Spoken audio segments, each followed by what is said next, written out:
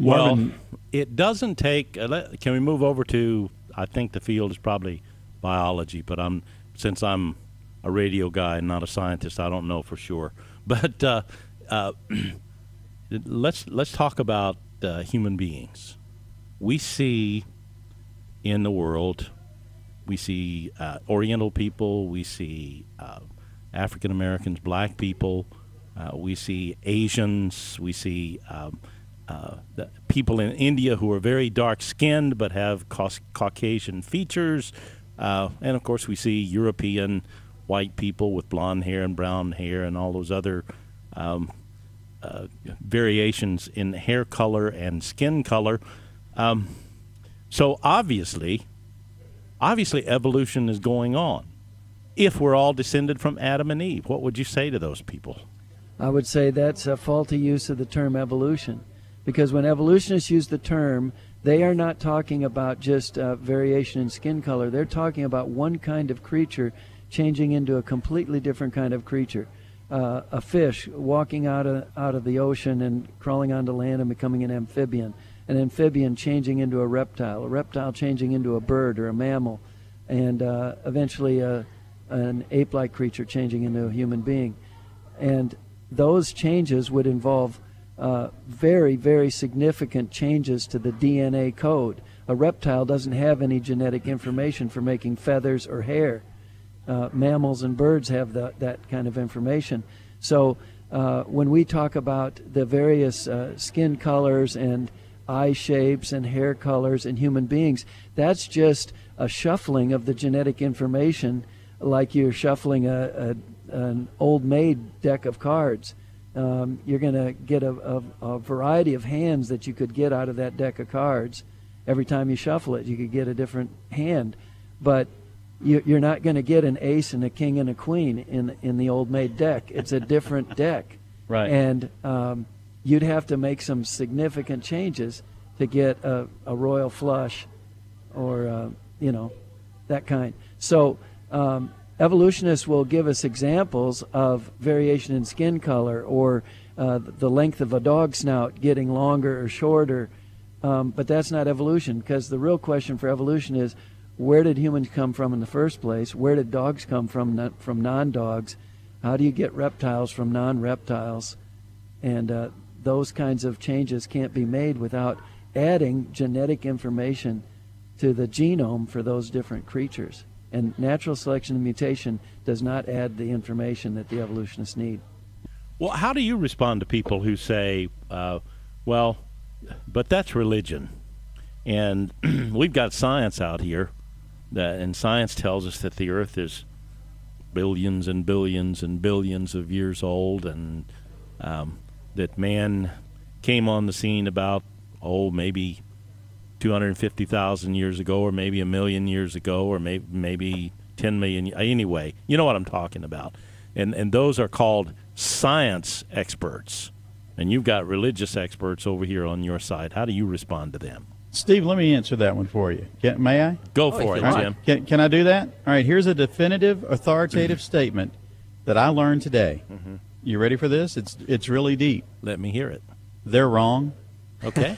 So, that's one of the lines from the Men in White presentation, by the way. Now, Steve, I'll let you answer with much more depth than that, I'm sure. Well, you know what? The first thing I would say is science doesn't say anything, and everybody has religion. Right.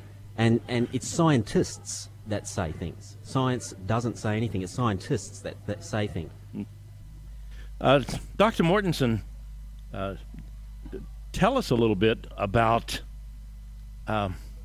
the understanding of Genesis and its importance from the standpoint of someone who is interested in science, who is interested in knowing how we got here. Can you bridge a theological gap, or a gap from theology to science? Well, I often have a chance to speak to K through 6 age kids, 6th grade kids, and I'll ask them, how old do you think I am? And they start guessing, and I look younger than I really am, so they never guess my age. Mm-hmm. And I said, well, how do I know? And I say, it's because I was there. But then I say, oh, but now wait a minute. When I was born, I didn't know how to read a watch or a calendar. So how do I know? And I said, because there were some eyewitnesses. The doctor and the nurse looked at their watch and the calendar, and then they filled out a document, and I show them a picture of my birth certificate. And so that's how I know how old I am. Then I show them a picture of the earth. Well, how old is the earth? Well, you can't tell by looking. But we have an eyewitness testimony, and that is the God of creation who was there when he created the creation. And he's given us a document called the Bible, which gives us the information to know how old the creation is. And so in this whole origins debate, most scientists want us to believe that we can just figure it out by looking at present processes, whether it's the decay of radioactive isotopes or the deposition of sediments in river deltas or whatever, and we can just extrapolate the present processes back in time. But when they do that, they're making some assumptions that the present processes have always operated at the same rate as we observe today. They don't know that from observation. Right. And so we cannot really know the age of the creation unless God tells us, because any physical process that we would use would involve assumptions about the constancy of rates all the way through history, and we don't have any objective way to know that those rates have been constant. So God gives us in the scriptures, he gives us the big key events to reconstruct history. Well, Marvin, one of the things that I've found today, and you know how much I enjoy history and how much I enjoy some of the different things, I learned something today again, and this is, if nothing else, Marvin, I'll come back smarter than when I left, and so that's a plus there. Yeah. But when we talk about the age of rocks and things and how long it took rocks to form, one of the things that came out today was the fact that some rocks, as you mentioned, the dating process is different because there were some actual rocks formed with the explosion of Mount St. Helens. Is that correct? Yes, the eruption blew off about a third of the mountaintop, leaving a big crater, and lava continued to ooze into that crater and cool and harden into rock. And there's a lava dome there that's, eventually it'll rebuild the mountain into a peak if it doesn't erupt before then.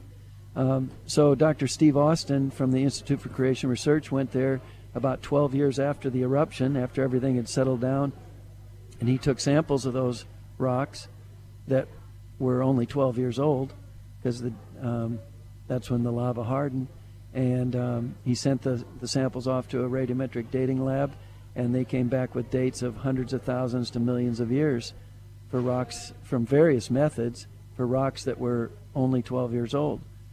So if rocks of known age give us erroneous dates using these dating methods, then how can we trust those methods on rocks where no human being saw the lava come out of the ground and we don't know when that eruption was in the past? Right.